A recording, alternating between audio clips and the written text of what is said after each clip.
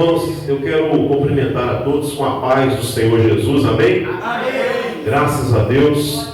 Eu quero aproveitar que os irmãos estão de pé, nós vamos abrir a nossa Bíblia, segundo livro de Reis, capítulo 7. Segundo Reis, capítulo 7.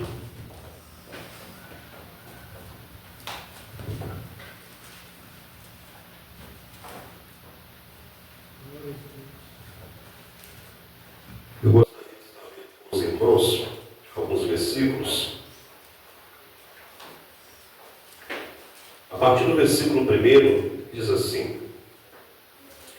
Então disse o profeta Eliseu: Ouvi a palavra do Senhor, assim diz o Senhor: Amanhã, quase a este tempo, haverá uma medida de farinha por um ciclo e 2 medidas de cevada por um ciclo à porta de Samaria. Porém, o Senhor, em cuja mão o rei se encostava, respondeu ao homem de Deus e disse: Eis que ainda que o Senhor fizesse janelas no céu, poder-se-ia fazer isso? E ele disse: Eis que o verás com os teus olhos, porém disso não comerás. Versículo 3: E 4 homens leprosos estavam à entrada da porta, os quais disseram uns aos outros: Para que estaremos nós aqui até morrermos?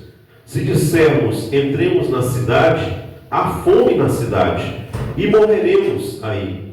Se ficarmos aqui, também morreremos. Vamos nós, pois, agora, e passemos para o arraial dos sírios. Se nos deixarem viver, viveremos, e se nos matarem, tão somente morreremos. E levantaram-se ao crepúsculo para irem ao arraial dos sírios. E chegando à entrada do arraial dos sírios, eis que não havia ali ninguém, porque o Senhor fizera ouvir no arraial dos sírios ruído de carros e ruído de cavalos, como o ruído de um grande exército, de maneira que disseram uns aos outros: Eis que o rei de Israel alugou contra nós os reis dos heteus e os reis dos egípcios para virem contra nós. Por isso se levantaram e fugiram no crepúsculo, e deixaram as suas tendas, os seus cavalos, os seus jumentos, o arraial como estava, e fugiram para salvarem a sua vida. Chegando, pois, estes leprosos à entrada do arraial, entraram numa tenda e comeram, beberam e tomaram dali prata, ouro e roupas, e foram e se esconderam. Então voltaram e entraram em outra tenda, e dali também tomaram alguma coisa e esconderam. Então disseram uns aos outros: Não fazemos bem, este dia é dia de boas novas, e nos calamos. Se esperarmos até a luz da manhã, algum mal nos sobrevirá. Por isso agora vamos e anunciemos a casa do rei. Pode se assentar, meus irmãos? Glória a Deus. Aleluia. Irmãos, eu quero agradecer a Deus pelo privilégio, pela oportunidade de poder mais uma vez estar aqui nesta igreja juntamente com os queridos irmãos, e agradecer desde já pelo convite, pela oportunidade de estar aqui cooperando com os irmãos e trazendo essa palavra hoje nesse culto que tem como tema aí missões, não é isso? Culto de missões aqui hoje, graças a Deus. E eu quero dizer para os irmãos que eu estou congregando ali na Assembleia de Deus, Ministério de Betim, juntamente com a minha esposa, e nós estamos ali servindo ao Senhor também. Hoje tivemos uma escola bíblica dominical muito abençoada, que demos início, né, a nossa nova lição, novo trimestre aí, que está relacionado a missões, né?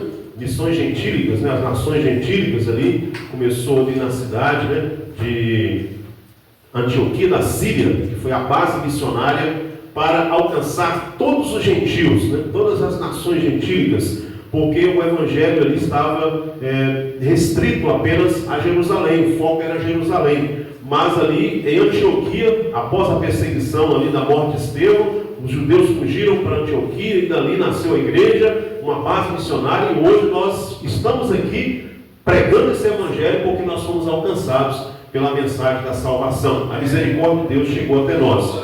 E nessa noite, eu li esse texto aqui, é um texto assim, que é conhecido e não é de muitas muitas pessoas, que se encontra aqui no Antigo Testamento, no segundo livro de Reis, no capítulo 7, que está inserido aqui o profeta Eliseu, dentro desse contexto, né?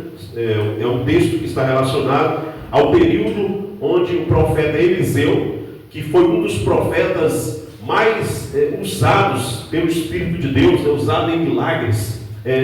O profeta Eliseu, quando o profeta Elias foi arrebatado, ele pediu porção dobrada do Espírito de Elias, a unção que estava em Elias.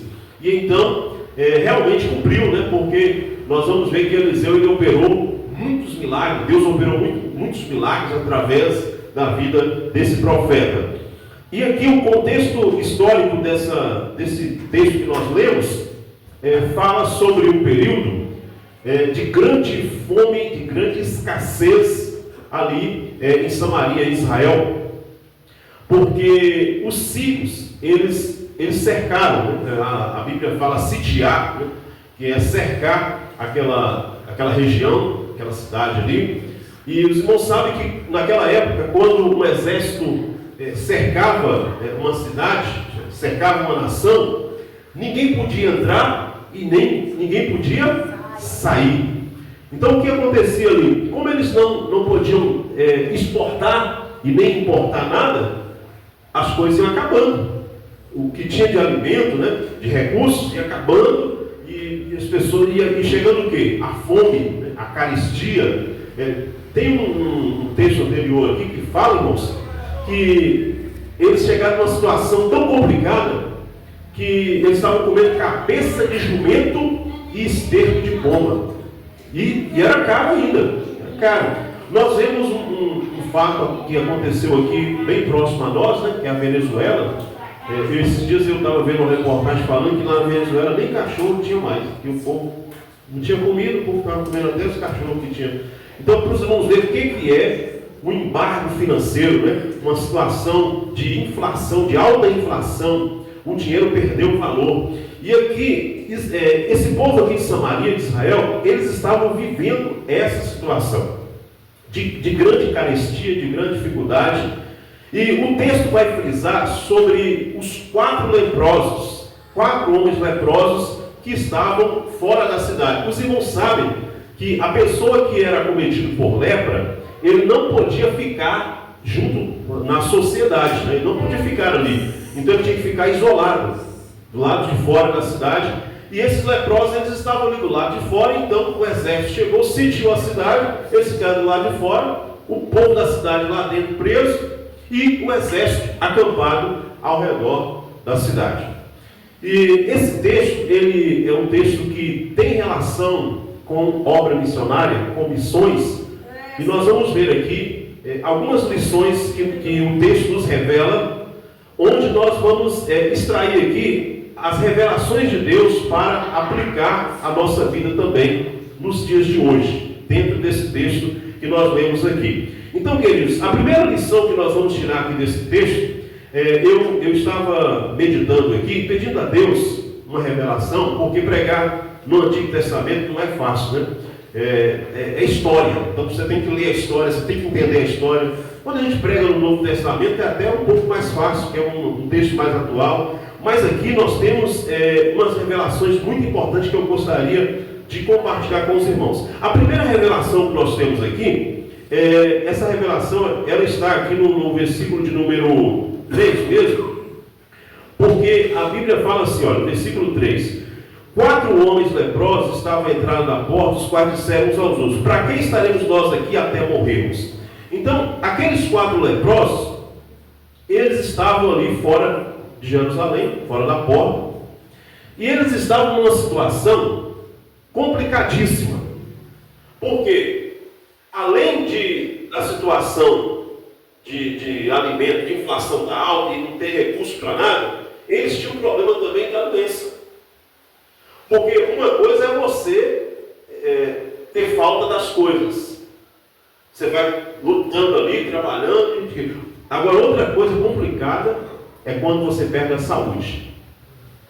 Por isso, irmão, todo dia nós temos que louvar a Deus. Quando você chegar na casa de Deus, não fica triste, não. Não fica magoado, chateado. Você ofereça o seu melhor para Jesus, agradeça a Deus, porque você teve saúde de chegar aqui hoje. Uma das coisas mais importantes que nós temos é saúde. Por isso que nós não podemos ficar pensando nas coisas negativas. Eu não ganhei isso, eu não fui abençoado com isso, eu estou triste. Não é para você chegar na casa de Deus e ficar triste, murmurando, reclamando, não. É para você agradecer a Deus. Esses homens estavam numa situação complicada. Então eles começaram a conversar entre eles ali. Eles começaram a conversar e eles disseram o seguinte: olha, para que nós vamos ficar aqui até morrer? E a primeira revelação e lição que nós temos desse texto é que nós temos que sair da inatividade e do comodismo e fazer alguma coisa pela obra missionária, pelo reino de Deus. Nós não podemos ficar lamentando os nossos problemas. Nós não podemos ficar olhando para as nossas dificuldades, para aquilo que nós não temos, para aquilo que nós não conseguimos. Nós não podemos ficar olhando para as coisas negativas que acontecem conosco, mas nós precisamos sair da inatividade. Nós temos que fazer alguma coisa pelo reino de Deus. Nós temos que nos envolver com o reino de Deus. Eles não ficaram, irmãos, ali esperando a morte chegar, porque o que restava para eles era a sua morte. Eles não tinham mais esperança de nada. Então, eles decidiram: nós não vamos ficar aqui esperando a morte chegar. Nós vamos sair da inatividade. Nós vamos sair da inércia. Às vezes, na vida do crente, isso pode acontecer. Às vezes o crente está tão focado nos seus problemas que ele paralisa espiritualmente. Ele não consegue fazer mais nada. Ele não consegue produzir. Ele não consegue desenvolver. E Deus não chamou você. Deus não me chamou para nós sermos uma árvore seca. Deus nos chamou para produzir frutos. Lá em João capítulo 15, Jesus disse que Ele nos chamou para nós darmos frutos. E a árvore que está limpa, Ele limpa mais ainda para que ela dê mais fruto. O inimigo, ele quer nos enganar. Ele quer colocar tristeza em nosso coração. Ele quer nos paralisar. Ele quer fazer com que a igreja cruze os braços, com que a igreja fique magoada, chateada, revoltada e não faça nada para Deus. Mas nós estamos num culto de missões nessa noite. E nessa noite o Espírito Santo está falando conosco. Não vamos ficar na inatividade. Não vamos paralisar. Aqueles homens olharam um para o outro e disseram assim: será que nós vamos ficar aqui até morrermos? Aí no versículo 4 diz: se dissermos, entremos na cidade, há fome na cidade. Morreremos aí. Se ficarmos aqui, também morreremos. Vamos nós, pois, agora e passemos para o arraial dos Sírios. E se deixarem viver, viveremos. E se nos matarem, tão somente morreremos. Irmãos, nós não podemos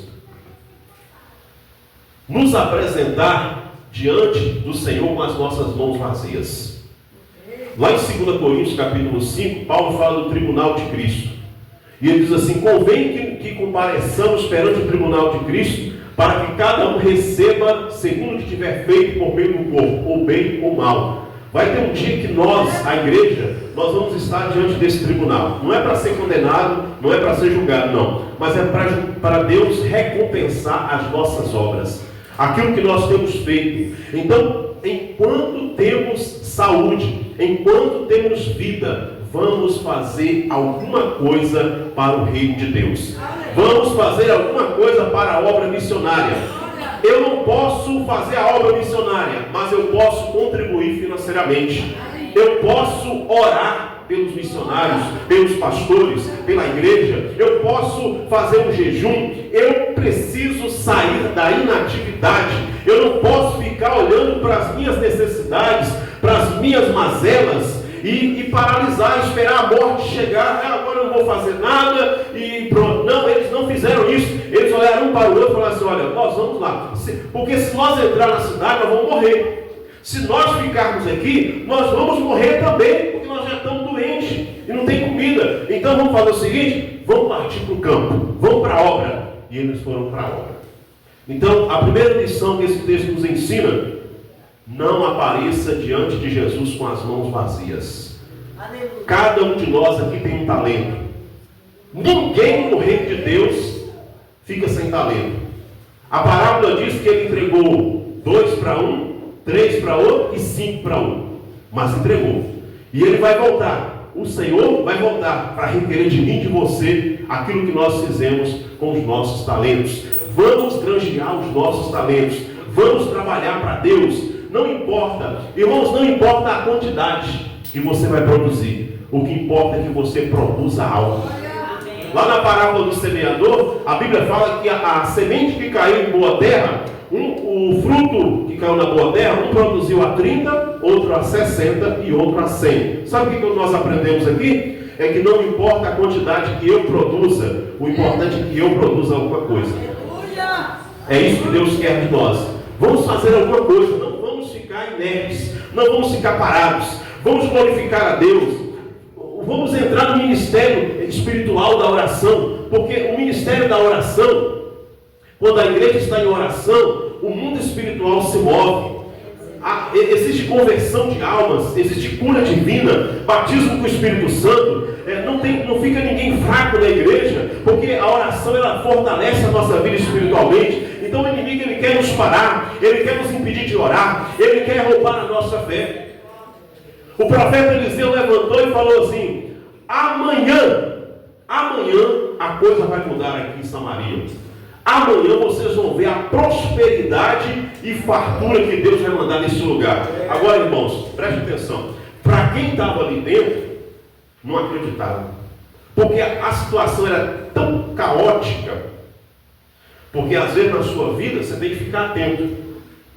Às vezes na nossa vida, a vida da gente está tão embaraçada que a gente pensa assim: eu acho que não vai ter jeito para mim.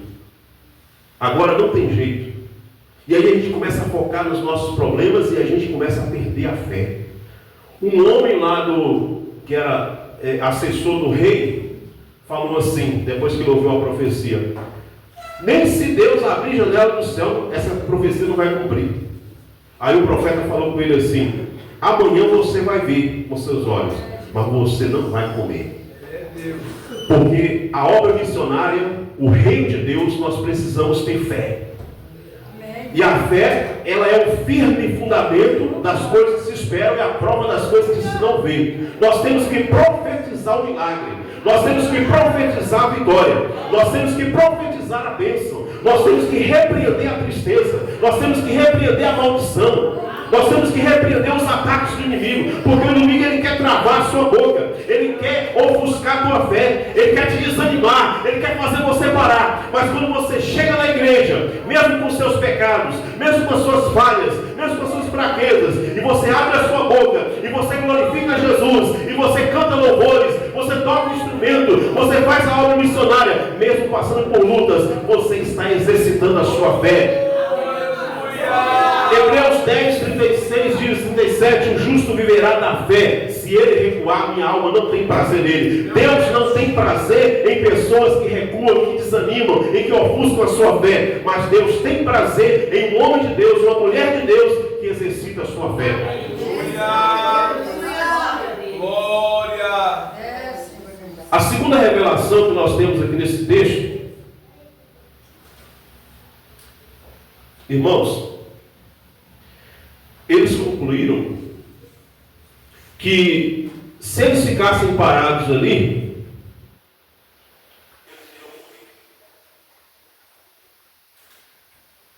se você parar, você morre.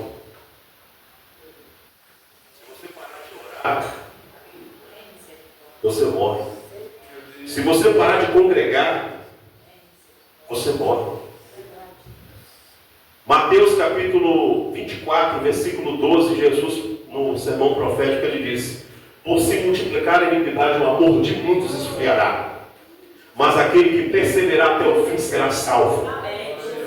Tem muitos aí que estão esfriando o amor, não querem mais congregar, não tem mais prazer de vir para a igreja, e vão para a internet ainda falar mal da igreja, se levantar contra a igreja. Nós não podemos se levantar contra a igreja, porque a igreja é a noiva do Cordeiro, a igreja foi comprada pelo sangue do Cordeiro. Nós não podemos duvidar da igreja, duvidar da obra de Deus. A obra de Deus é real, mas o inimigo, ele tem cegado chegado a muito, ele tem desanimado a muito, ele tem esfriado o amor de muitos pela obra de Jesus, pela obra da evangelização, pela obra da obra missionária, porque ele sabe que nas mãos da igreja, a igreja é a agência missionária de Deus aqui na terra. Enquanto essa porta aqui está aberta, alguém pode passar aí, alguém pode aqui na rua e no bairro estar pensando em suicidar e tirar a sua vida, mas quando ele ouve aqui a palavra sendo pregada, os hinos sendo entoados, a pessoa é alcançada lá na sua casa, e ele entra nessa casa, ele aceita Jesus, ele é liberto, ele é tocado pelo Espírito.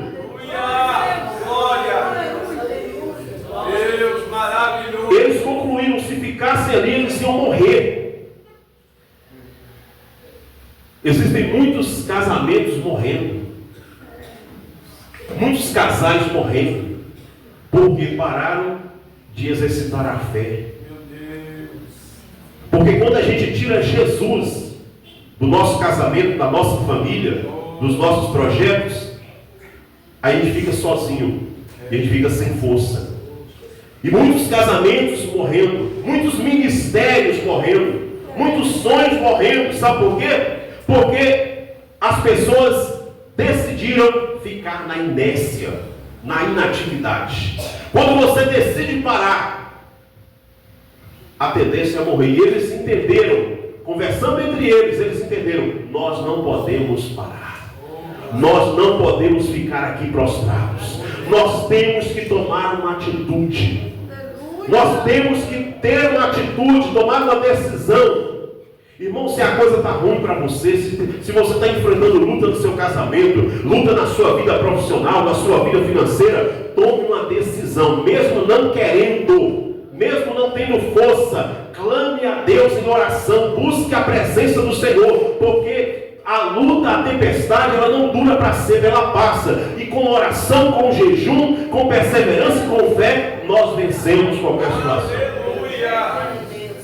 Glória a Deus! Segunda lição desse texto é que fazer a vontade de Deus e ser um discípulo de Jesus é uma atitude de risco e de renúncia. Você sabia disso?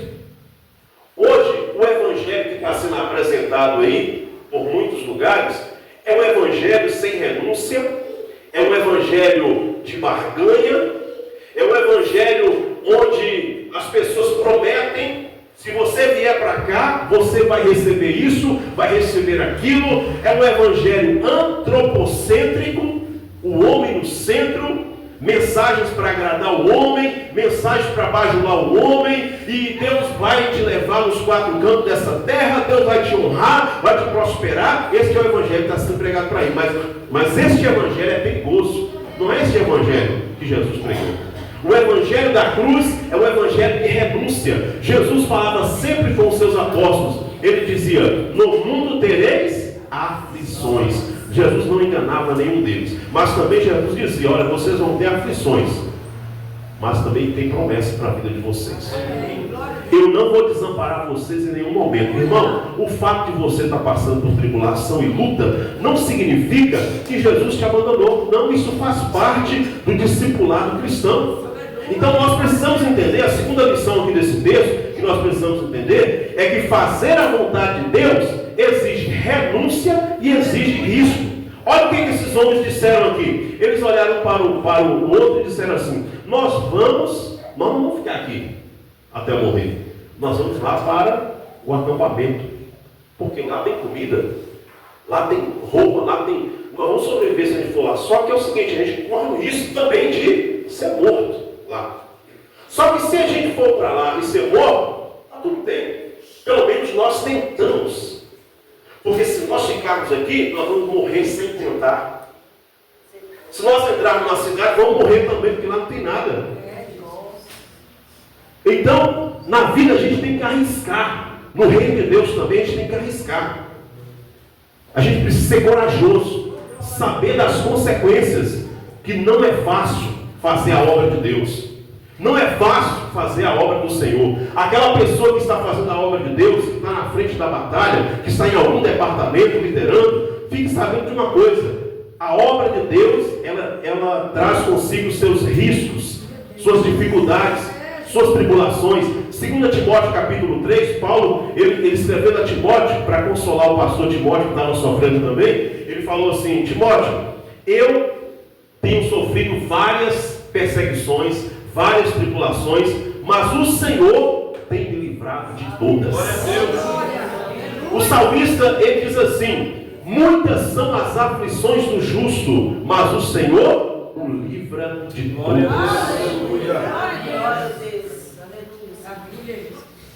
Fazer a vontade de Deus tem risco, tem renúncia, tem sofrimento, tem tribulação, tem perseguição, porém também tem paz, tem vitória, tem vida eterna, tem salvação, tem consciência tranquila. E mesmo no sofrimento nós estamos no centro da vontade de Deus. Não espere, irmão, facilidades e bonanças na vida cristã. Não espere. Não espere recompensas. As recompensas virão, porque tem promessa. Mas não faça a obra de Deus esperando recompensas, porque você vai se frustrar. Nós podemos nos frustrar, mas nós temos que arriscar. Vale a pena arriscar. Vale a pena investir no reino de Deus. Vale a pena estar aqui fazendo a obra de Deus, porque nesta terra a nossa pátria não é aqui. Daqui nós não vamos ter nada, mas sabemos que o que nós fizermos aqui irá repercutir na eternidade. O que você está semeando aqui, você está juntando um tesouro lá no céu. Por isso que às vezes o inimigo quer colocar na nossa mente: não vale a pena você trabalhar na igreja, na obra, não vale a pena você estar servindo a Deus. Ele quer nos enganar, ele quer nos parar, porque ele sabe o quanto é valoroso fazer alguma coisa aqui para o reino de Deus. É verdade. Então não espere facilidade na obra de Deus. Jesus avisou que haveria de ter perseguição, sofrimento, luta, dificuldade. Às vezes a gente fica pensando assim: será que Deus está comigo mesmo? Eu tenho lutado para ser fiel, eu tenho jejuado, orado, e as coisas não acontecem. Mas tudo tem o seu tempo determinado. Glória a Deus. Tudo tem o seu tempo. O que nós temos que fazer é fazer a vontade de Deus. Glória a Deus. Nós não podemos parar, nós não podemos desistir, nós temos que avançar. Avançar, irmão. Mesmo se você estiver sem força, avance. A terceira lição: a atitude perseverante de andar por fé, mesmo com limitações, pode nos proporcionar milagres e maravilhas da parte de Deus. Aleluia. Eu vou dizer uma coisa aqui para a igreja: nós servimos um Deus que é tão poderoso que Ele pode mudar a sua vida em um estalar de Deus. Deus pode mudar a sua história, seu cativeiro, de uma hora para outra. Aleluia. Mesmo com todas as limitações que você tem enfrentado. Será que era fácil para esses homens aqui? Leprosos, feridos, doentes, agora ter que sair com toda aquela limitação. O que eles fizeram? Eles não ficaram ali lastimando seu problema, não. Eles foram se arrastando, com fome, com sede, com feridas expostas, porque era isso que a lepra causava. Eles foram com suas limitações, e Deus está falando aqui comigo e com você. Mesmo que você esteja ferido, mesmo que você esteja cansado, mesmo que você tenha suas limitações, é para você continuar marchando. É para você continuar fazendo o que Deus colocou na sua mão para você fazer. Irmão, quando Deus coloca uma coisa na nossa mão para fazer, não renuncia, não. Não entrega para ninguém, não. Não devolve para Jesus, não. Valorize aquilo que Deus coloca na sua mão, porque é espiritual. É um tesouro. Estava na mão de Esaú a bênção da primogenitura, mas ele chegou com fome da caça, e ele viu seu irmão Jacó ali fazendo aquele guisado, E ele queria comer aquele guisado. Jacó falou com ele assim: eu te dou, mas se você me der a bênção da primogenitura. Ele disse assim: para que me serve isso? Tem momentos na vida do crente que ele tem que vigiar, porque às vezes o inimigo quer que você desvalorize aquilo que Deus tem colocado na sua mão. E Deus tem colocado tesouro na nossa mão, bênçãos maravilhosas na nossa mão. E muitas vezes o inimigo ele quer que nós façamos como Esaú. Para que me serve isso? Eu estou a ponto de morrer de fome. Ele queria saciar a sua carne. E por causa disso a Bíblia fala lá em Hebreus capítulo 12 que Esaú perdeu o direito da primogenitura. Depois, mesmo querendo, chorando, arrependido, não foi achado lugar de arrependimento em seu coração e ele perdeu aquela bênção. Então, meus irmãos, com toda a sua limitação que você tem, com toda a sua limitação, você deve continuar fazendo a obra de Deus. Você deve continuar deixando Deus usar a sua boca. Tem pessoas que precisam ouvir da sua voz a pregação do Evangelho. Deus vai te levar, vai colocar pessoas do seu lado que você precisa pregar o Evangelho para essas pessoas. E é você que Deus vai usar. Aqueles homens eram leprosos. Às vezes a gente pensa assim: será que Deus pode me usar? Eu me sinto tão insignificante, eu me sinto tão pecador, tão limitado. Mas veja os mistérios de Deus. Deus poderia usar qualquer um, mas Ele usou 4 leprosos, que ninguém dava nada por eles. Às vezes nós nos desvalorizamos. Às vezes nós subestimamos o poder de Deus e deixamos de fazer uma grande obra que Deus quer fazer através da nossa vida por causa dos nossos traumas, das nossas limitações. Quando nós andamos por fé e obediência, Deus ele confunde os nossos inimigos. Ele confunde os nossos inimigos e Ele abre portas sobrenaturais. Glória! Eu falei aqui que Hebreus 11:1 diz que a fé é aquilo que você não vê, mas você crê que vai acontecer. O homem falou assim: mesmo que Deus abra a janela do céu, não vai acontecer. E Eliseu falou: não vai? Então beleza, amanhã você vai vir e não vai comer.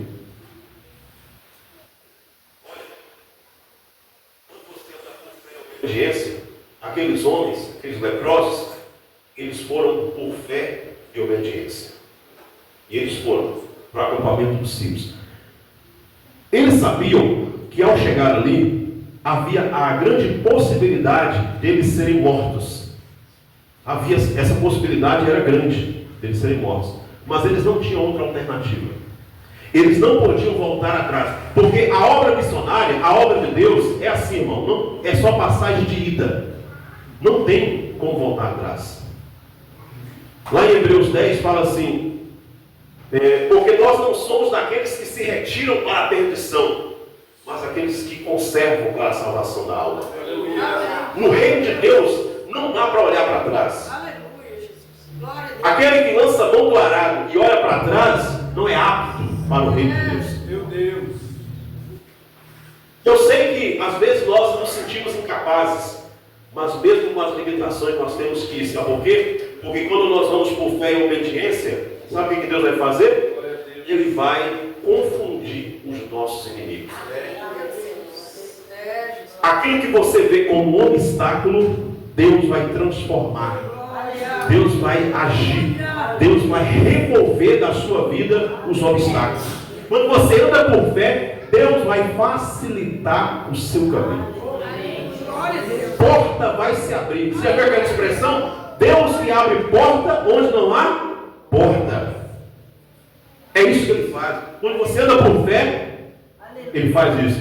Os leprosos chegaram lá antes de chegar no arraial. A história aqui diz que os sírios, eles ouviram um barulho de cavalos, um grande exército vindo. Eles pegaram, então fugiram do acampamento, foram embora só com a roupa do corpo. Deixaram animais, deixaram alimento, deixaram água, deixaram riqueza ali, os despojos, deixou roupa cair pelo caminho. Eles ficaram tão apavorados que eles fugiram. E quando aqueles leprosos chegaram ali, quando eles chegaram naquele arraial, a Bíblia diz, no versículo 6 e 7, diz assim: porque o Senhor fizera ouvir no arraial dos sírios o ruído de carros e o ruído de cavalos, como o ruído de um grande exército, de maneira que disseram uns aos outros: eis que o rei de Israel alugou contra nós os reis dos heteus. Por isso se levantaram e fugiram no crepúsculo, deixaram suas tendas, seus cavalos, seus jumentos, o arraial como estava, e fugiram para salvar a sua vida. Irmão, quando você anda por fé e obediência, Deus vai confundir os seus inimigos. Deus vai operar milagre em seu favor. Ele vai abrir o seu caminho. Então continue andando por fé e obediência. E para encerrar a pregação de hoje, eu encerro com a última lição, a última revelação desse texto. E a última revelação é a seguinte: uma verdadeira igreja e um verdadeiro cristão, ele não consegue ser egoísta e materialista. Ele quer compartilhar as bênçãos com aqueles que estão nas trevas. Hoje é um curso de missões, e essa igreja é uma igreja missionária. Os irmãos são missionários também. E eu tenho certeza que Deus tem abençoado vocês de uma forma grandiosa. Deus tem prosperado sua vida. Deus tem colocado alimento na sua mesa. Tem te dado casa para você morar. Ele tem te dado recursos. E sabe por que Deus te deu tudo que você tem? Não é para você apenas comer, beber e se fartar. Não é isso. O objetivo da vida, o propósito da vida não é isso. É por isso que tem muita gente infeliz. Por isso que tem muita gente que tem tanta coisa e está infeliz. Está sem propósito. Sabe por quê? Porque o propósito da vida é servir os outros. Aqui a palavra de Deus diz que quando eles chegaram ali, irmãos, olha o que diz aqui no versículo 8. Chegando esses leprosos à entrada do arraial, entraram numa tenda, comeram, beberam, tomaram prata, roupas, esconderam e voltaram. Entraram em outra tenda e dali também tomaram alguma coisa e esconderam. Veja que a tendência do ser humano é ser materialista, é ser egoísta. Quando eles não tinham nada, irmão. Eles não tinham nada, só a doença. Agora eles estavam ricos. Eles tinham fartura. E tudo aquilo para eles era muita coisa. O que eles fizeram? Pegaram e esconderam. Vamos esconder isso aqui, vamos esconder porque aqui nós vamos guardar e vamos ter para muitos dias. Mas na mesma hora, o que aconteceu? Versículo 9. Disseram uns aos outros: não fazemos bem. Este dia é dia de boas novas e nós nos calamos. Se esperarmos até a luz da manhã, um mal nos sobrevirá. Por isso vamos e anunciemos a casa do rei. Porque uma verdadeira igreja, um verdadeiro crente, ele não consegue ser egoísta, ser materialista e ficar com a salvação só para ele. Ele também quer que o seu vizinho seja salvo. Ele quer que o seu parente seja salvo. Ele quer que as pessoas sejam salvas. E é por isso, irmão, que a igreja do Senhor é uma igreja missionária. Não é uma igreja egoísta, não é uma igreja avarenta. É uma igreja que quer compartilhar com os outros o amor de Deus. Não é tempo de nos calarmos. Não podemos nos calar. Vamos anunciar. É tempo de boas novas. É tempo de boas novas. É tempo de você anunciar. Fale de Jesus para os seus amigos. Fale o que Jesus tem feito na sua vida para os seus vizinhos. Continue falando o que Deus tem feito na sua vida, lá no seu trabalho, lá na sua rua, lá na sua casa, na sua igreja. Continue falando, abra a sua boca, não deixe o inimigo te calar. As portas do inferno não prevalecem contra a igreja do Senhor. Eu quero convidar você, por gentileza, a ficar de pé e eu vou fazer uma oração. Glória! Aleluia! Não é tempo de nos calarmos. Não é para você calar. Não é para você parar. Não é para você esperar a morte. É para você avançar. Avance. Deus tem obra grande na sua vida. Deus tem coisa grande para fazer na sua vida. Ah, pastor, eu sou apenas um leproso. Eu estou doente. Eu estou limitado. Não importa. É você que Deus quer usar. mesmo com as suas limitações. Feche os seus olhos, por favor. Querido Jesus, eu te agradeço por essa igreja amada e querida que aqui está. E eu quero colocar essa igreja nas mãos do Senhor. Eu oro pelo pastor dessa igreja, sua família. Eu oro pelos membros, pelos congregados, pelos departamentos dessa igreja. Que a bênção do Senhor continue fluindo neste lugar. Meu Deus, que o Senhor repreenda todo o espírito que não provém de Ti, toda tristeza, todo desânimo, toda inércia. Que o Senhor venha, meu Deus, através da unção do Espírito Santo, revestir cada crente desta igreja.